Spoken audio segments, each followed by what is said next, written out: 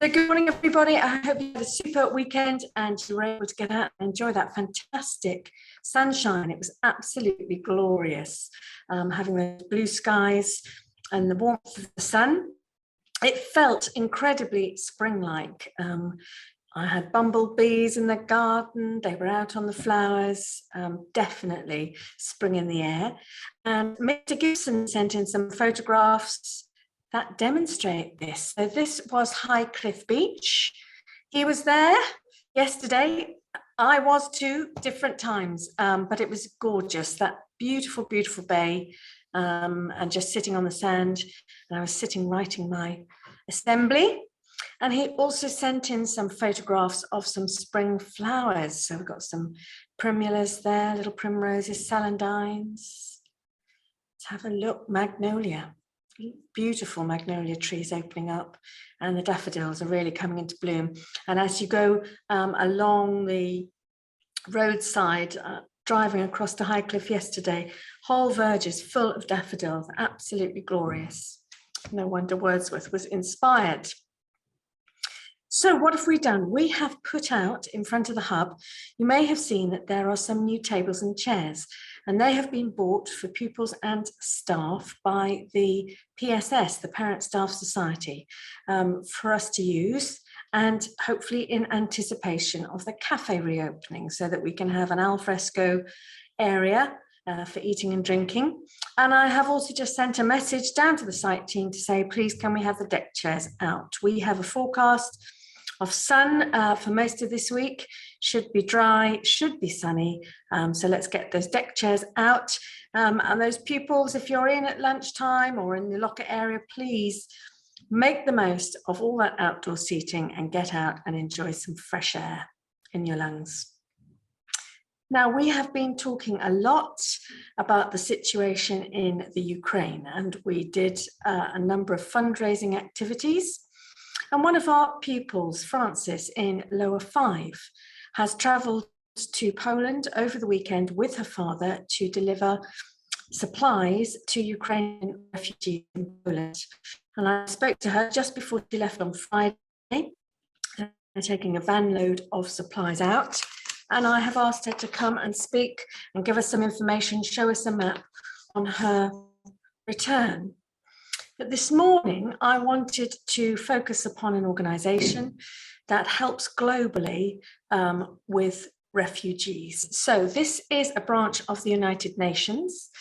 You'll see it as the acronym UNHCR, High Commission for Refugees.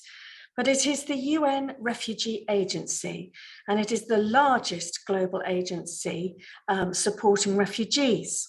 It was set up in 1950 to support the millions of refugees in Europe at the end of the Second World War. And it was supposed to be in existence just for 3 years when it was set up. However, it is in more demand now than it has ever been, over 70 years since it was set up. At the end of 2020, and this is before the invasion of Ukraine, 82.4 million people were forcibly displaced, and that is before the millions who have become refugees since the invasion of Ukraine. 68% of all refugees around the world originate from just 5 countries. So with Ukraine, that will be 6 countries. And these are countries that have seen huge suffering and conflict in recent years. 6.7 million refugees around the world are from Syria. 4 million are from Venezuela. 2.6 million refugees are from Afghanistan. 2.2 million from South Sudan, and 1.1 million from Myanmar. And I heard a shocking statistic yesterday on the news. It is estimated that 10 million Ukrainians have now become refugees and have had to flee their homes. That is a quarter of the whole population of the Ukraine. 73% of refugees are hosted in neighbouring countries, so in countries that border the war zones. 86% of all refugees are actually hosted in developing countries. So the UN Refugee Agency, the UNHCR, employs 18,000 people worldwide to support these refugees in 132 countries. And this agency is funded almost entirely from voluntary contributions.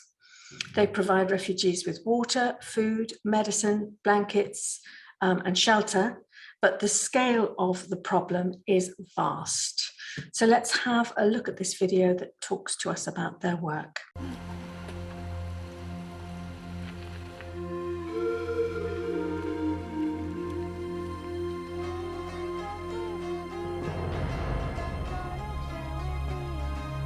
لما كانوا عم يقصفوا كان في يجي كتير صوت تبع لما كانوا يقصفوا كان يجي صوت يعني كان بيخوف. Yo no me imaginé que hubiera tanta gente saliendo del país. لقد فقدت منزلي، فقدت سعادة عيالي وسعادتي. Each of these voices is unique, but their experience is shared with 1% of the people on this planet. For the first time, 1% of humanity is now uprooted, forced to flee their homes in what for many becomes a long and harrowing search for safety.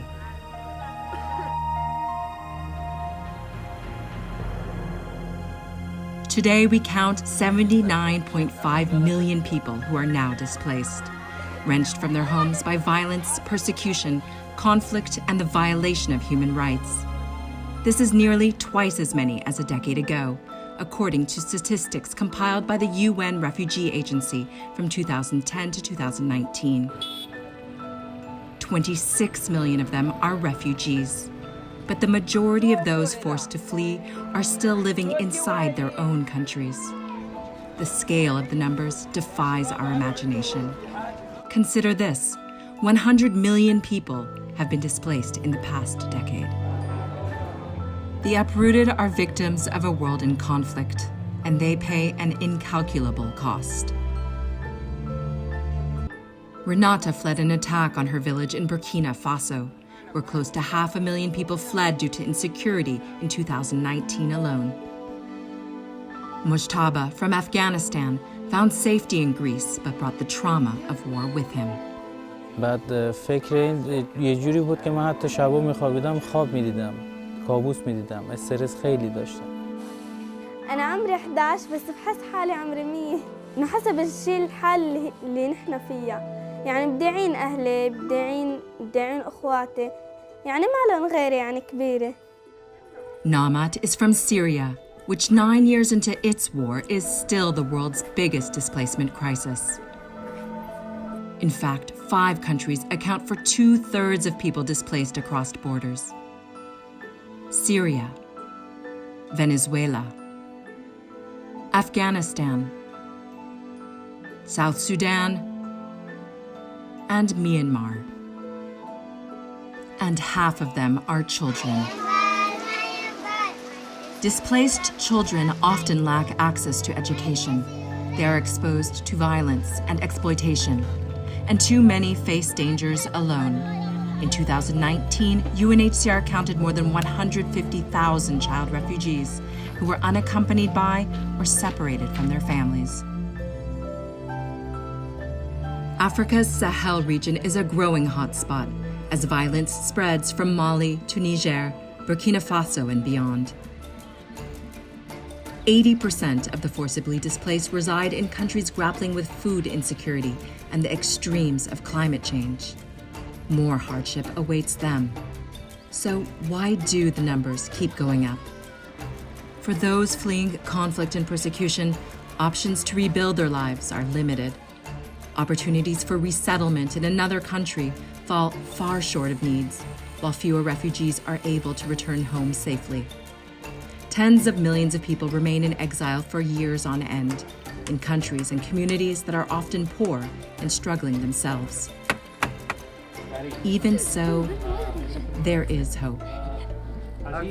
We are joining forces to respond to refugee crises together, governments alongside aid groups, the private sector and civil society, and with refugees themselves. We need to bolster inclusion in work and schools. Maison alhamdulillah do kulku nirkoy irga wani kati irwana kabori. And we must protect asylum as it protects the most fragile among us. I feel like I go back home. Yes, this is my home because I feel this is my home.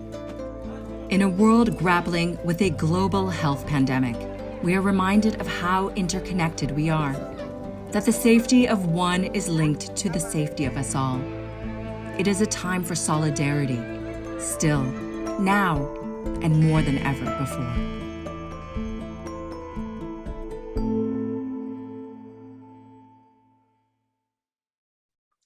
So as we are considering how we can assist those who are fleeing the conflict in Ukraine, let us also remember the millions globally who find themselves forcibly displaced as a result of war.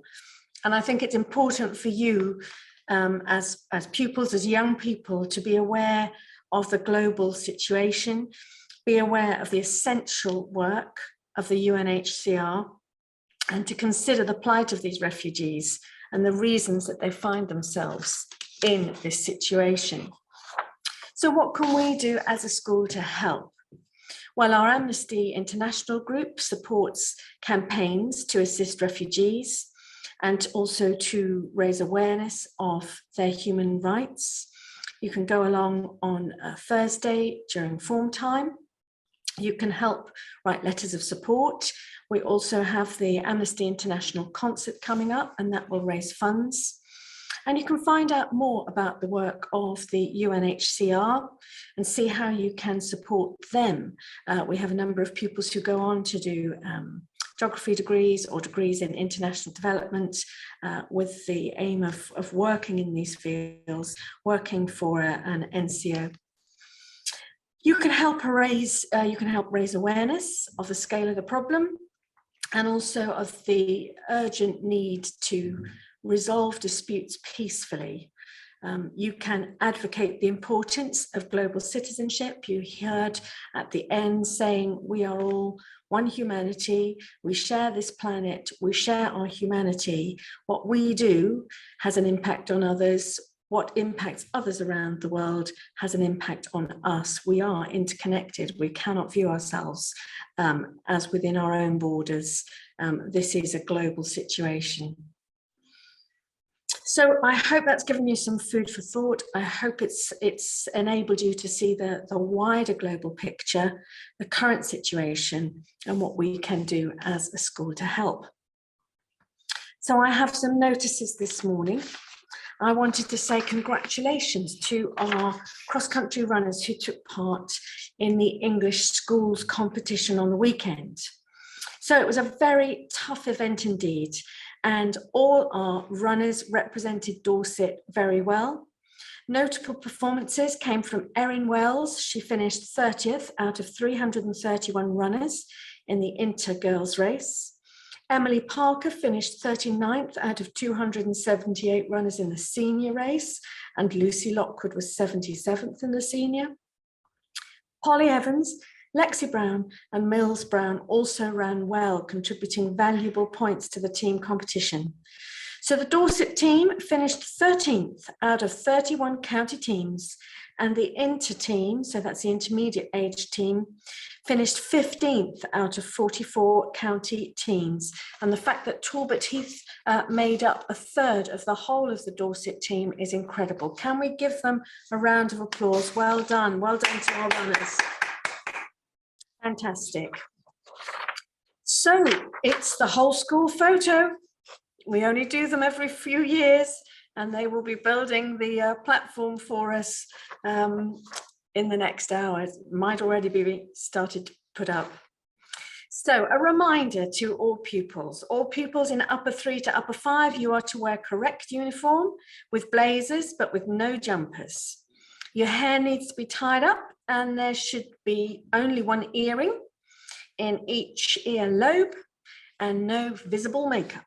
Sixth form, you have all decided to wear white tops and black bottom halves.